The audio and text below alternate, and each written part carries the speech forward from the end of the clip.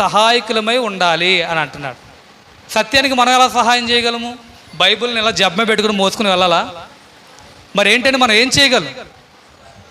ఇక్కడ అంటున్నాడు, ఇక్కడ ఏమంటున్నాడంటే అట్టి వారికి ఉపకారం చేయబద్దులమై ఉన్నాం. అందరూ అలా ఆయా ప్రాంతాలకు వెళ్ళి సువార్త ప్రకటించడం సాధ్యమవుతుందా? మిషనరీస్ అంటే ఎవరో తెలుసా మీకు? అసలు మిషనరీస్ అంటే ఎలా ఉంటారో చెప్తాను చూడండి. మిషనరీస్ అంటే తమ యొక్క స్థానిక ప్రాంతాలను విడిచిపెట్టి తట్టా బుట్టా సర్దుకుని ఆయా ప్రాంతాలకు వెళ్ళిపోతారు. ఇంకా కొన్ని సంవత్సరాల వరకు తిరిగి రారు. అది మిషనరీ సువార్త అంటే. అపోస్తలుడైన పౌలు గారు అంతియొకయ ప్రాంతాల నుంచి బయలుదేరినప్పుడు సంవత్సరాలు తిరిగి ఆ పరిచర్యను ముగించుకుని, ఆ మిషనరీ ప్రయాణాలు ముగించుకుని ఆ ప్రాంతాలకి చాలా సంవత్సరాల తర్వాత వచ్చేవారు. అలాగండి మిషనరీస్ అందరూ అలాగే చేశారు. వారు మొత్తం వాళ్ళ ఫ్యామిలీలంతా కూడా ఏం చేస్తారంటే తట్టబుట్ట మొత్తం ప్యాకప్ అయిపోయి అక్కడి నుంచి ఆయా ప్రాంతాలకు వెళ్ళిపోతారు.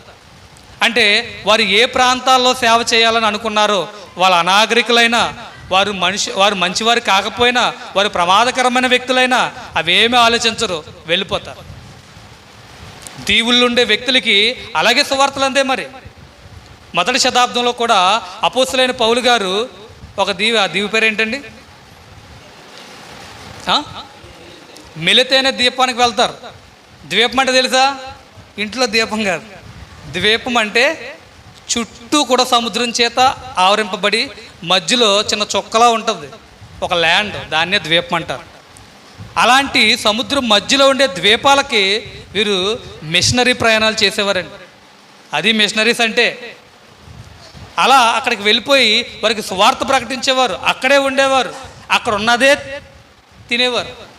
వారి లగ్జరీ లైఫ్లన్నీ వదిలేసుకుని మిషనరీలు ఏం చేసేవారంటే అలాంటి మారుమూల ప్రాంతాలకు వెళ్ళిపోయి నశించిపోతున్న అంధకారంలో సువార్త ప్రకాశాన్ని వికసింపజేసేవారు. అలాంటి వారు ఎవరంటే ఈ గాయ గారు ఉన్నారు కదా, ఆయన పరిచర్య చేసే వ్యక్తులు.